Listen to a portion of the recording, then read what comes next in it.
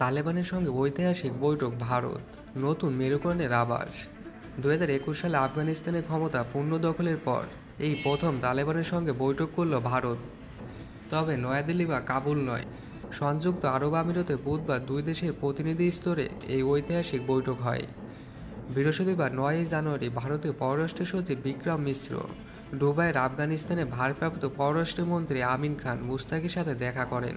তবে দুই দেশের মধ্যে সম্পর্ক তেমন ভালো না থাকলেও এই বৈঠকে তারা মন খোলাসা করে আলোচনা করেছেন, যেখানে তারা চলমান ও মানবিক সহায়তা, দ্বিপাক্ষিক সম্পর্ক এবং আঞ্চলিক সুরক্ষা পরিস্থিতি সহ বিভিন্ন বিষয় নিয়ে আলোচনা করেছেন। এতে ভারত আফগানের জনগণের জরুরি উন্নয়নের প্রয়োজনে সাড়া দেওয়ার জন্য ভারতের প্রস্তুতির কথা জানান। অন্যদিকে তালেবান প্রতিনিধি ভারতকে আশ্বাস দিয়েছেন, আফগানিস্তানের মাটিতে পাকিস্তানের সেনাবাহিনী হামলা 2 সপ্তাহে মাথাতেই নয়াদিল্লি কাবুলে এই বৈঠক তাৎপর্যপূর্ণ বলে মনে করা হচ্ছে।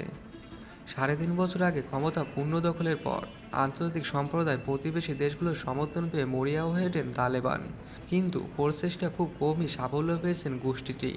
তবে ভারতের সঙ্গে নতুন করে সম্পর্ক মেরুকরণ কিছুটা হলেও আফগান প্রশাসনের শান্তি দেবে।